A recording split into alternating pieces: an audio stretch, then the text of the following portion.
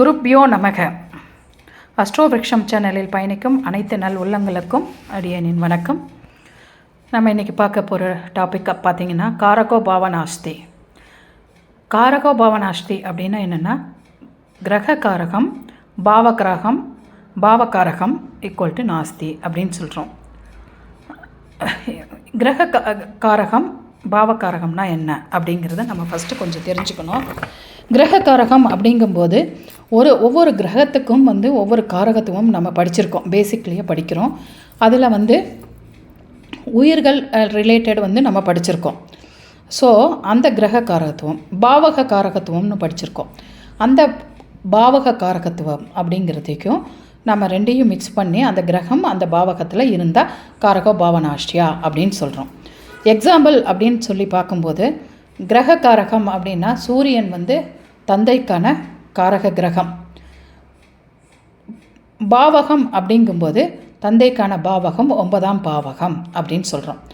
So அந்த சூரியன் 9ஆம் பாவகத்தில் போய் உட்காந்து அந்த தசை வரும்போது அந்த பிரச்சனையை கொடுக்குது. காரகோ பாவனாஷ்யா அப்படிங்கிற அந்த பிரச்சனையை கொடுக்குது அப்படிங்கிறத நம்ம தெளிவாக புரிஞ்சுக்கணும். இப்போ இதுக்கு என்னென்ன கிரக காரகம், எந்த இது நாஸ்தி காரகோ பாவனாஷ்யா பாவகம் அப்படிங்கிறத நம்ம தெரிஞ்சுக்கணும். பாவகாரகம் கிரக காரகம் நாஷ்டிய இது அப்படின்னு பார்க்கும்போது 9ஆம் பாவகம் சூரியன் தந்தைக்கு காரகோ பாவனாஷ்யா. 4ஆம் பாவகம் சந்திரன் தாய்க்கு காரகோ பாவனாஷ்யா அப்படிங்கிறது நம்ம எடுத்துக்க முடியாது. அந்த தசை வரும்போது தான் கொஞ்சம் பிரச்சனை பண்ணோம். ஏன்னா சந்திரன் 4ஆம் இடத்துல திக்பலம் அப்படிங்கிற ஒரு விஷயத்தை அடைகிறார். ஸோ அதையும் நம்ம பார்த்து தான் நம்ம பலன் எடுக்கணும். 4ஆம் பாவகம் பொறுத்த வரைக்கும் 3, 11ஆம் பாவகம் அப்படின்னு பார்க்கும்போது செவ்வாய் சகோதரத்திற்கான காரகோ பாவனாஷ்யா. 3ஆம் பாவகம் இளைய சகோதரம், 11ஆம் பாவகம் மூத்த சகோதரம். இதுக்கு எங்கிட்டயே ஒரு எக்ஸாம்பிள் சார்ட்டு உங்களுக்கு. சிம்ம லக்னம் ஒரு ஜாதகம், செவ்வாய் திசை ஆரம்பிக்கிறதுக்கு முன்னாடியே சந்திர திசையிலேயே உங்களுக்கு மூத்த சகோதரம் அப்படிங்கிற விஷயத்தை பாவனாஷ்யா பண்ணிடுச்சு அப்படிங்கிறத நம்ம சொல்லலாம். ஏன்னா 11ஆம் இடமான மிதுனத்தில் பார்த்திங்கன்னா புதன், சூரியன், செவ்வாய், சுக்கிரன் 4 கிரகங்கள். அப்போ அதாவது சிம்ம லக்னத்துக்கு 3ஆம் அதிபதியும் போய் 11ல் உட்காந்துடுறாரு. சூரியன் கூட அஸ்தங்கம் ஆகிடுறாரு. அதே 11ஆம் இடத்துல செவ்வாயும் இருந்து அந்த தசை காரகோ பாவனாஷ்யாவை கொடுத்துருச்சு. ஸோ 6ஆம் பாவகம் அப்படின்னா புதன் தாய் மாமன் அப்படிங்கிற விஷயத்தை எடுத்துக்கலாம்.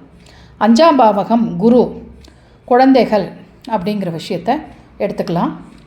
ஆண் குழந்தைகள் இருந்தால் பாதிப்பு அதிகம், பெண் குழந்தைகளுக்கு பாதிப்பு கம்மி அப்படின்னா கூட உங்களுக்கு 5ஆம் பாவகத்தில் இன்னொன்று என்ன அப்படின்னா, அந்த பாவக அதிபதியும் அங்கே ஆட்சி உச்சம் ஆகக்கூடாது. அப்படி ஆகும்போதும் அந்த மூத்த குழந்தை அப்படிங்கிற ஒரு விஷயத்துக்கு பிரச்சனையை கொடுக்குது.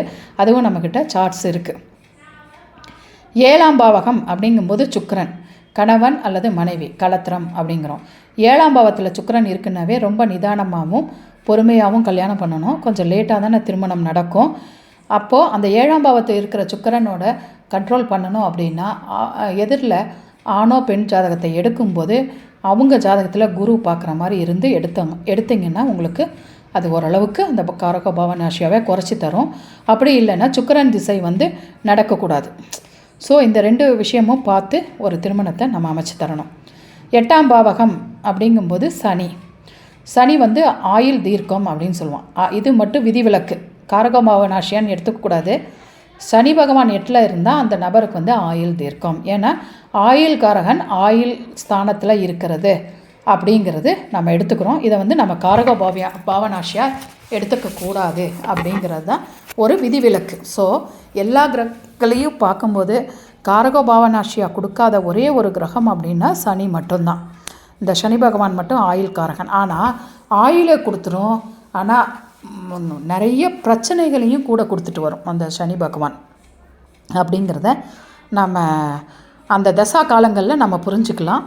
இதில் ஏதாவது சந்தேகம் இருந்தால் கமெண்ட் பண்ணுங்கள். வாழ்க வளமுடன். கிருத்திகா.